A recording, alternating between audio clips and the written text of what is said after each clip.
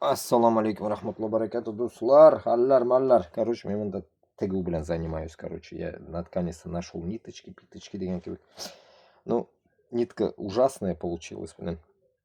Рвется, я не знаю, почему она рвется. ХБшная, что ли, как? Что за дичь они продают, придурки? Og'imda shunday olgan ham, qoramda. Og'zini tishim. Ну, narsa, munda yonlab o'tiram. Вот, Габбасовны eshitdim, азерлар bilan. Сейчас до этого я написал как раз 3 минуты, ответил. И сейчас мы потом будем раздувать эту тему, когда у меня интернет будет на эфире. А Хаза, давайте вот послушаем самое, что накипело от новостей последних. Я как бы сегодня чуть-чуть слушаю, ну, потому что у меня люди, соседи, но пока никого нету. Послушаем и поговорим об этом. Сейчас врублю. Организации, правда, какой именно, не сообщили.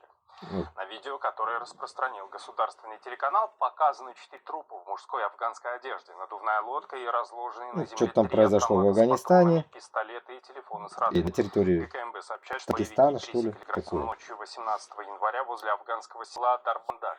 Этот участок охраняется погранзаставой Йолп. Предварительно таджикистанские пограничники предложили нарушителям сдаться, но они оказали им вооруженное сопротивление, и пограничники их нейтрализовали. Имеются ли с таджикистанской стороны погибшие и пострадавшие, в ГКМБ не сообщили. Это уже 4-й вооруженный инцидент на таджикистанско-афганской границе с ноября прошлого года. В результате 2 атак 26 и 30 ноября погибли 5 граждан Китая, еще 5 получили ранения. 24 декабря в ходе вооруженного столкновения погибли 2 пограничников Таджикистана. Страны Центральной Азии должны отказаться от своего суверенитета в пользу России. Об этом говорит идеолог так называемого русского мира Александр Дугин. Пропагандист уверен, что только так официальная Москва может претендовать на статус мировой державы. Все подробности у Камилы Валиевой.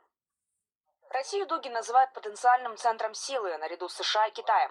По его словам, между тремя этими государствами и будет поделен весь мир. Но чтобы Москва обрела статус мировой державы, она должна взять контроль над странами, прежде всего Центральной Азии, и сделать их де юре или де факто частью России.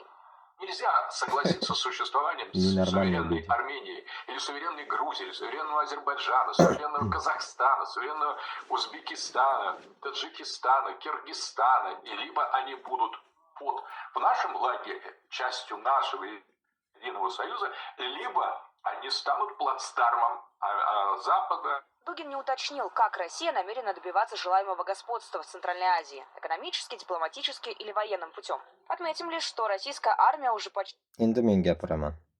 И 3 минуты, да? Ну, до 10 минут успею я поговорить потом. Вот, eshitdingizmi gapni eshitdinglar, а? Тем людям, которые вот где-то 3 года назад, когда я в эту тему залазил, я говорил: Rossiyani bo'shatib qo'yinglar, dedim men. Yo'q, tushunishmayapti. Ну, сейчас вы вот это весь этот новость, все это вы поймете. Endi hamma haligi menga esimda bor даже, особенно почему-то Казахстан был очевидно уже знал об этом, да, он был уже начеку.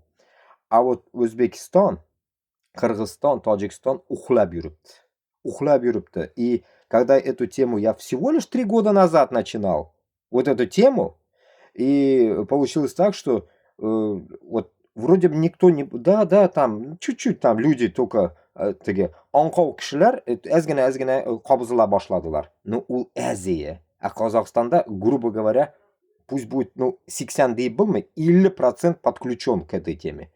Mana endi kelib жетті. Ул degani, пока индюк в жопу не клюнет, никто не очнется. Endi mana hozir sizlarga Дугин конкретно ультимативным образом gapiryapti. Дугин aytyapti, что все, Азия bizniki deyapti. Amerika, Yujniy Amerika Trampniki bo'ladigan bo'lsa, bu bizniki deyapti. Endi o'shandan keyin nima deysizlar endi? Nima deysizlar o'shandan keyin? Hozir uyg'onish bo'ladimi, yo'qmi? Endi uyg'onishinglar foydasi yo'q.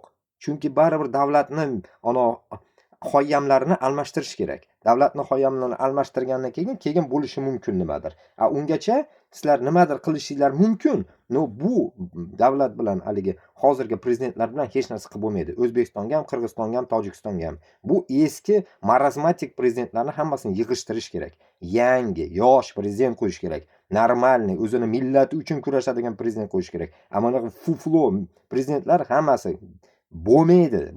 SSRdan qolgan, hali bizda aytalar, Momoy zamonidagi qolgan, Momoy zamonidagi qolgan prezidentlar sizlarga odam bo'lmaydi hech qachon. O'shini sizlar, nadеюсь, лучше поздно, чем никогда, sizlarga hozir borib yetar, xudo xolasa. Hozir borib yetar. Yo, ertaga borib yetar, men bilmayman. 3 yilning ichida sizlarga ana shuni bir balo qilib gapirdim. Menga har doim kommentariy yozdinglar. Rossiyaga bormasdan qayerga boradi odamlar? Qayerga boradi? Amana borib turib, inikilarni ko'ryapsizlar, Rossiyaga borib nima qilib bo'ldinglar? Induslar keldi. Nima bo'ldi endi? Hozir sizlar второsortniy bo'lib qoldinglar. Induslar hozir первый сортный. Sizlar второsortniy. Zo'r edi, ha? Ungacha ham o'zi 10sortniy deydilar. Hozir endi вообще второsortniy bo'lib qoldinglar. Интересно-da? Zato induslar hozir qor tozalamaydi. Sizlar qor tozalaysizlar, induslar gaygut qilib yuradi u yerda. Вот к чему вы дошли. И сейчас это правительству ничего не будет. Davlatga hech narsa bo'lmaydi. Sizlar stradayt qilasizlar. Nimaga?